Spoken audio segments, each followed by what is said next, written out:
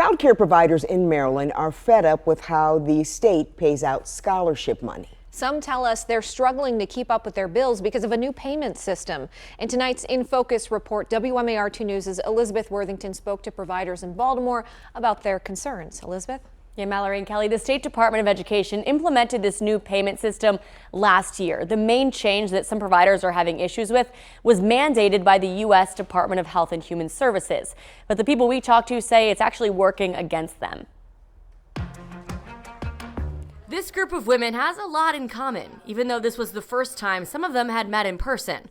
They all run daycares, they all love their jobs, and they're all having problems with scholarship payments from the state. Every time I think the matter is settled, I get another. This is my third notification to you for overpayment. That's why they gathered at Martina Johnson's home, which also doubles as her business, Tina's Tots Daycare in Park Heights.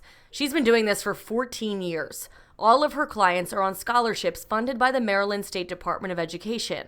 She says she's never had issues until the payment system changed in 2023. With the scholarships, we got to the point now we don't even want to take them. I talked to so many providers, they just fed up. They don't want to take them because it's too much with it. Yeah. But unfortunately for me, the area I live in, I can't afford this. There's no cash kids I can take. Nobody can afford my rates. Under the new system, MSDE issues advance payments based on the number of kids enrolled at the beginning of each month. If anything changes, like a new child enrolls or a child leaves, the state will reconcile the payments, but not until months later. We can't survive off 3 months of back payments. Our bills are now. And the providers we spoke to say on some occasions payments have been skipped entirely. One woman said she was informed in June that she was overpaid in November and owed the state hundreds of dollars. But she says she never even got paid in June, so she couldn't pay anything back.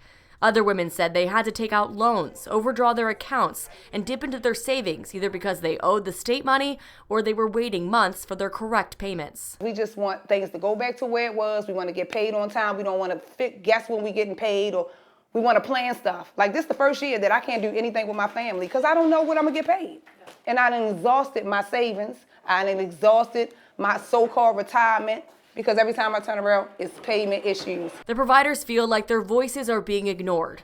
They've tried contacting MSDE and the governor's office to no avail. Here's what Martina asked one MSDE official recently. How come when decisions like this is being made, why the provider that owns the business or the parents, why are we notified? Why are we not in the conversation? You know what he told me? Oh no, we can't do that because if we have y'all here, we know y'all not going to go for it. So we reached out to the State Department of Education, too. A spokesperson tells us that based on their current data, the scholarship program, quote, exhibits no systemic issues concerning timely payment, adding that the advance payment is mandated by the federal government as an equitable practice. However, the department recognizes the need to reduce that reconciliation period from 90 days down to 30 days. That's that period when overpayments and underpayments are corrected. So how do people stay in business? Yeah, you know? did they give a time frame on when that change will be implemented? So they just said that it's going to require some technological changes on their back-end system. They're working on it right now, but I talked to a provider who said they actually promised that same exact change last year and it never happened. So hopefully this time it actually happens. Yeah, All right, Elizabeth, we'll stay on thanks a top of lot it. for that report.